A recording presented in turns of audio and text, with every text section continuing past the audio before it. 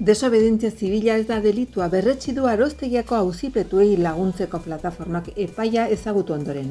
Prentsaurrekoan adierazi dute nabarmentzekoa dela mobilizazioaren balioa bizi osorako kondena ekonomikoa edo espetxetzeak saihestu ahal izateko.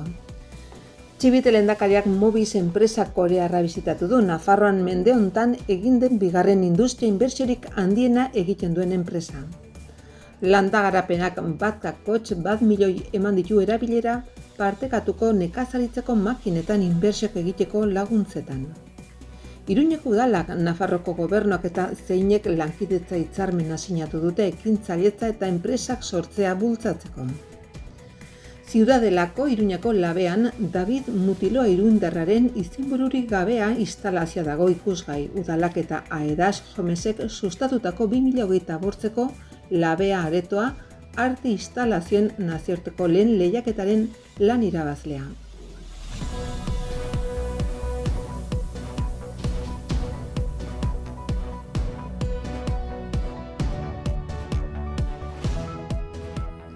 Pasaden ostiralean Iruñako zigor arloko 3. zenbakiko epaitegiak emandako epaiaren ondotik Arostegiako auzipetuen aldeko plataformak azken hilabetetan zabaldu duen mezu bera errepikatu du astelehenean Elizondoan emandako prentsaurrekoan.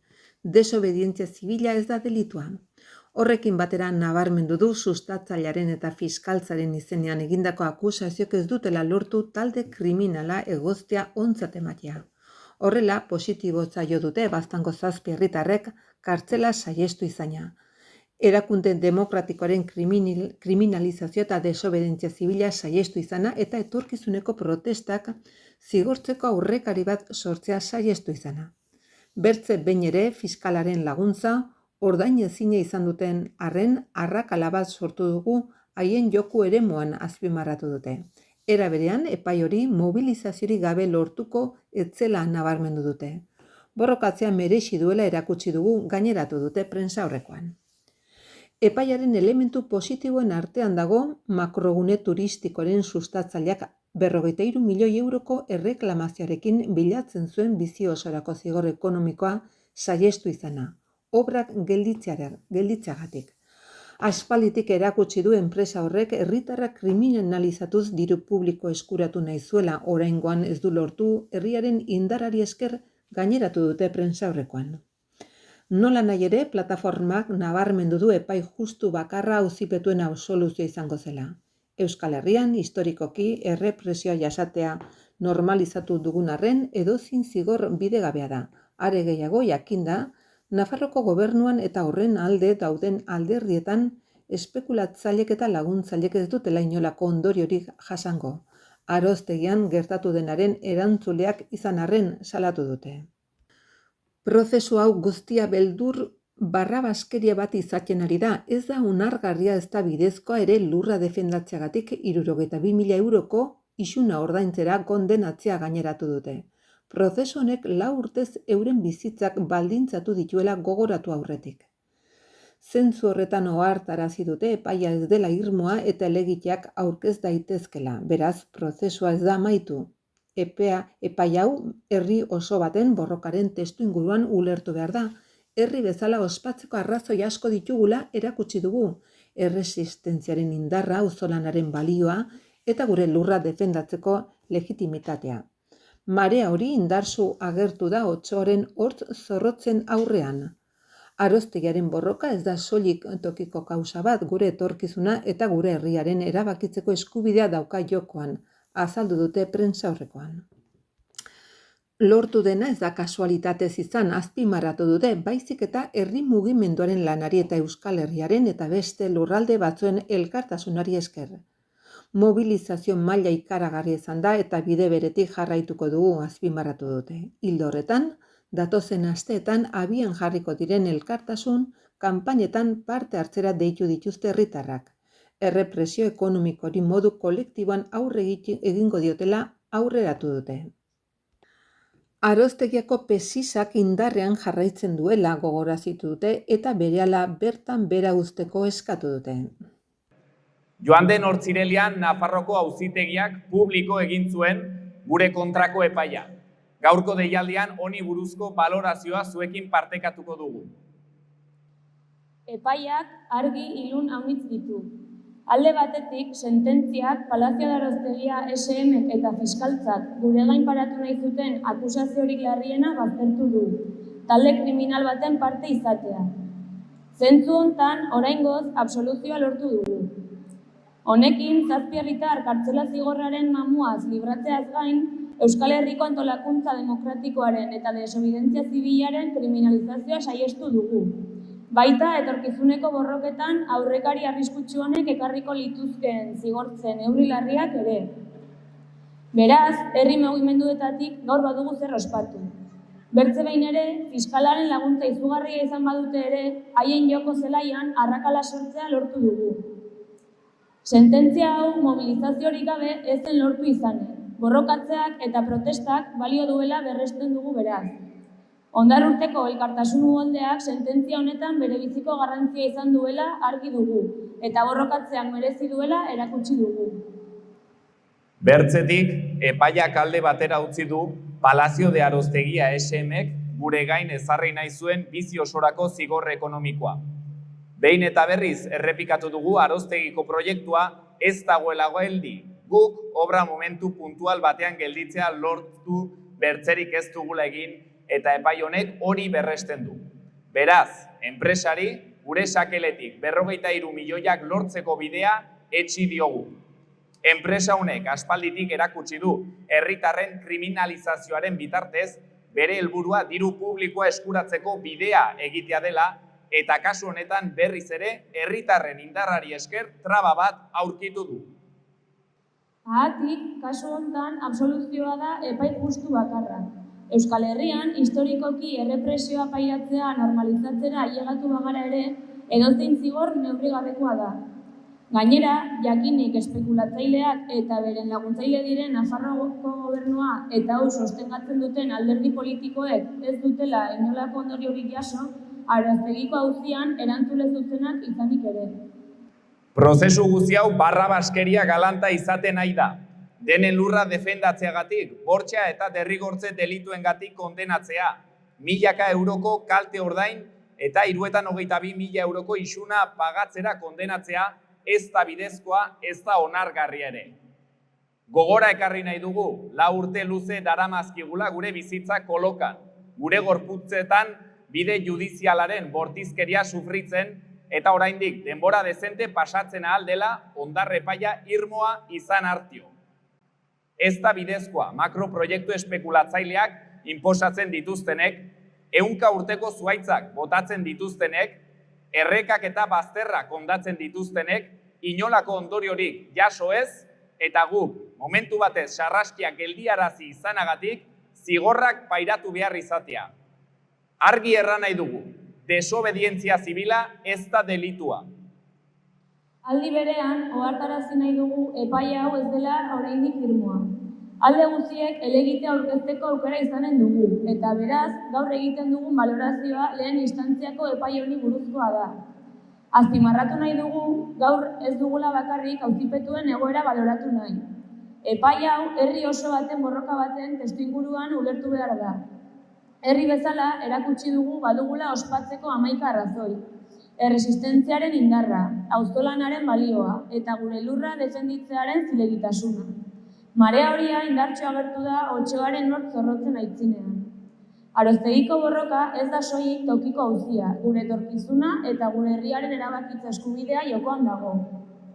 Lortutakoa ez da kasualitatea. Herri mugimenduaren lanari, Euskal Herriko zein bertze herrialdeetako elkartasunari eta indarrari esker izan da. Mobilizazio maila ikaragarria izan da. Orain arte bezala, hemendik aitzinerat ere, bide horretan segituko dugu.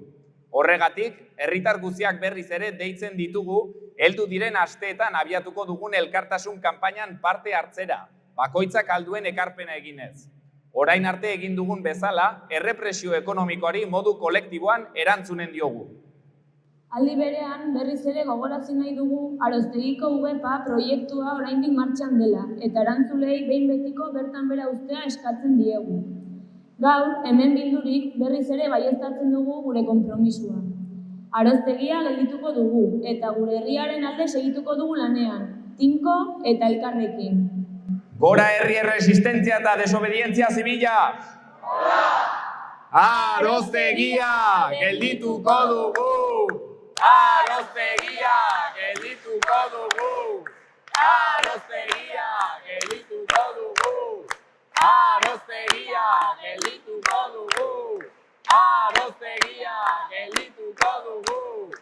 Aroztegia geldituko dugu! Aroztegia geldituko dugu!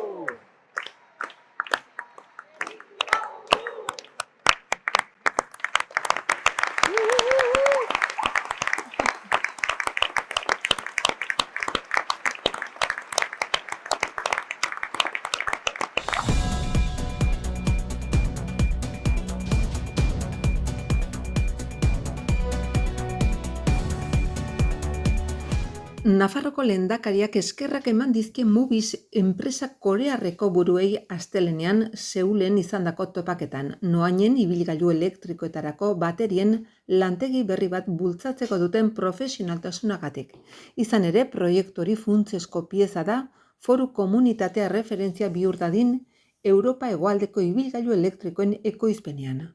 Mobisen etorrerarekin, Nafarroak ibilgailu elektrikoen ekoizpen integralaren buru izango du Espainian, ziurtatu du lehendakariak. Koreako Errepublikara egiten ari den bisita ofizialari hasiera ematen dion bileran. Lantegia mende honetan Nafarroan egin den bigarren enpresa inbertsiorik handiena da, 214 milioi eurorekin eta hoietatik 12,7 ibilgailu elektriko eta konektatuen datoz, hau da, ekonomia berreskuratu eta eraldatzeko proiektu estrategikoa bezala. Ibilgailu elektrikorako bateri sistema mihiztatzeko erabiliko da. Aurreikuspenen arabera urtean 360.000 bateria sistema ekoiztuko ditu Nafarroko Volkswagenen azken belaunaldiko ibilgailu elektrikoen plataformetan. Mobis automobilgintzaren sektoreko munduko 6. hornitzailea da. 45 ekoizpen planta ditu munduan eta noaingoa izango da bere lehen fabrika Espainian. Nafarrotik Nafarroko Volkswagenen hornitzaile izan nahi du, baita Europa hegoaldeko ibilgailuak muntatzen dituzten beste enpresa batzuena ere. Presidenteak Koreako Errepublikako enpresekin eta etorkizunean proiektu berriekin izandako lankidetza esperientzia errepikatzea espero du. Horri dagokionez, Nafarroak inbertsioen erakarpen gune gisa dituen abantailak gogorazi ditu, 4 sektore nabarmenekin, hala nola automobilgintzan bera, osasunaren sektorearekin batera, ospe handiko farmazeutika eta ospitale garrantzitsuen presentziarekin. Agroelikadura non munduko barazki esportatzaile handienen artean nabarmentzen den, bereziki 3. gamakoa, eta industria berriztagarria 30 urteko lidergoarekin aerosorgailuan eta elektrizitate berdearen ekoizpenean. Seulgo egonaldian lehen egunean Nafarroko ordezkaritzak Mobiseko hautaketa laborategia bisitatzeko aukera izan du, bertzea bertze Hyundai motor konpainiako zentrala bisitatuko dute, Koreako enpresariekin bilduko dira eta Espainiak Korean duen enbaxadore Julio Herraizekin bilduko dira.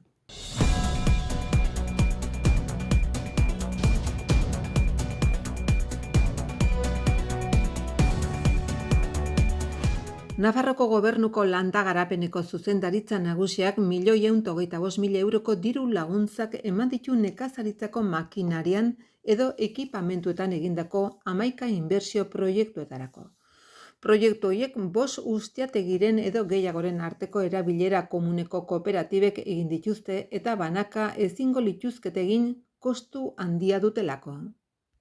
Lehen sektorearen lehiakortasuna hobetzeaz gain, deialdiak zenbait faktore lehenetsi ditu, hala nola ingurumen helburuak betetzean eragina duten nekazaritza edo abeltzaintza ekoizpena, gazten edo emakumeen parte hartzea eta landa eremuetan, mendi eremuetan edo muga naturalak dituzten eremuetan jarduera garatzea bertzea. Zehazki laguntza prozedura horren interesa da elkarte figura horiek aukera ematen dutela nekazaritza usteategiek bereziki tamaina handikoak ez direnak, eraginkortasun handiko makineria espezializatua eskura dezaten, eta ezin izango lukete banaka erabili, kostu handia dutelako. Gainera, amortizazioagatiko kostuak murrizten ditu ekoizpen unitateari dagokionez, lurralde oinarri edo abelburu gehiago biltzen baititu. Eta aldi berean, ustiategi individualen titularrek emaitza ekonomikoak hobetzen dituzte, makineria eraginkorrago erabiliz baita, inbertsioak klima aldaketara, baliabide naturalen erabilera eraginkorrera edo animalien ongizatzera bideratuta egotera ere. Onartutako 11 proiektuetatik 6 gazteak dauden elkartutako ustiategien artean, 5 emakumeak daude, 5 lursail gehienak mendi eremuetan daude, eta 6 muga naturalak dituzten eremuak daude.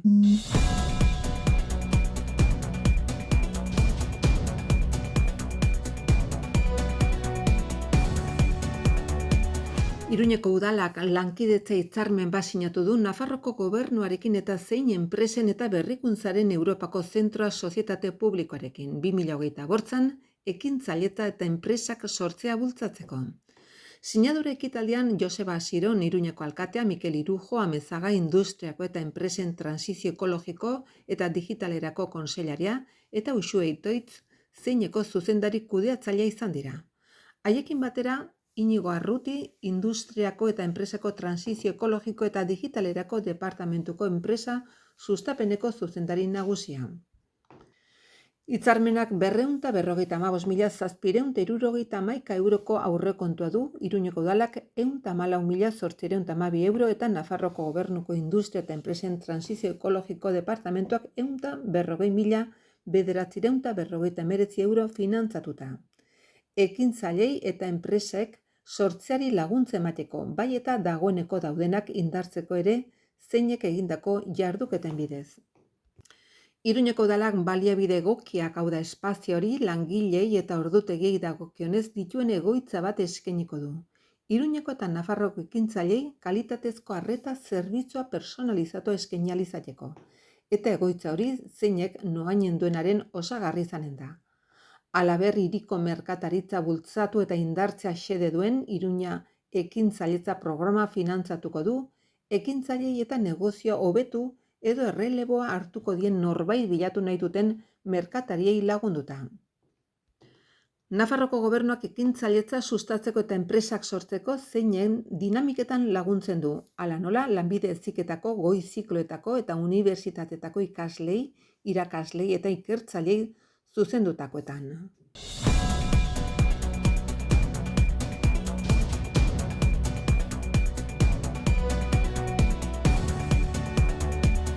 Ziudadelako labean, David Mutiloaren izenbururik gabea instalazioa dago ikusgai. Labea aretoa arte instalazioen nazioarteko lehen lehiaketaren lan irabazlea. Aedas Homes etxebizitza sustatzaileak Iruñeko udalarekin elkarlanean eta Uharteko arte garaikideko zentroaren parte hartzearekin sustatu dute lehiaketaren saria. Hortziralean jaso du egileak eta 10.000 euroko sari ekonomikoaz gain bere proposamenak gauzatu du.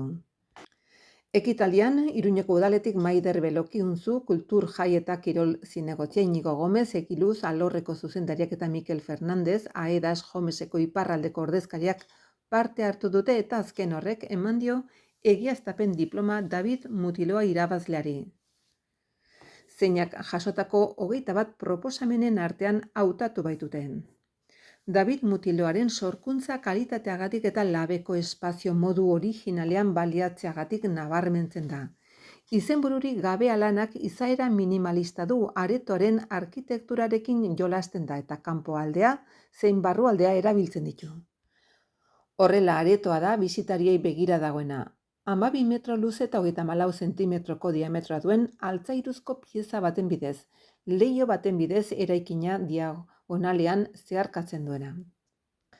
Sorkuntza bere azalean marrazki batzu ditu, lirikoagoak, simbolikoagoak edo literalagoak. Marrazkiak hainbat teknika erabiliz lortu dira, ebakiduren, zulaketen eta leunketen bidez, eta denboraren joanari eta aldakortasunari buruzko gogoeta gonbidatzen dute. Aldakortasuna baita Mutiloaren proposamenaren funtsezko alderdi bat. Lana erakusketa ikusgai dagoen bitartean aldatzen joanen da batez ere kanpoko aldea, eguraldiaren ondorioz. Labea aretoko instalazio piezak izanen dituen askotariko egoeratatik bat bakarrik izanen da, egin den unetik korrosioak erabat jan eta desegiten duen arte. Labeko erakusketaren osagarri gisa hortzegunean urriaren 23an 6etan aktibazio bat eginen da aretoan bertan. Hortarako, David Mutiloa artistak beste 2 esku hartze eginen ditu, erakusketaren iruzkin edo osagarri gisa. Esku hartze horiek formatu eta denborazkotasun desberdinetakoak azaroaren 16an erakusketa ixten den egunera arte egonen dira aretoan.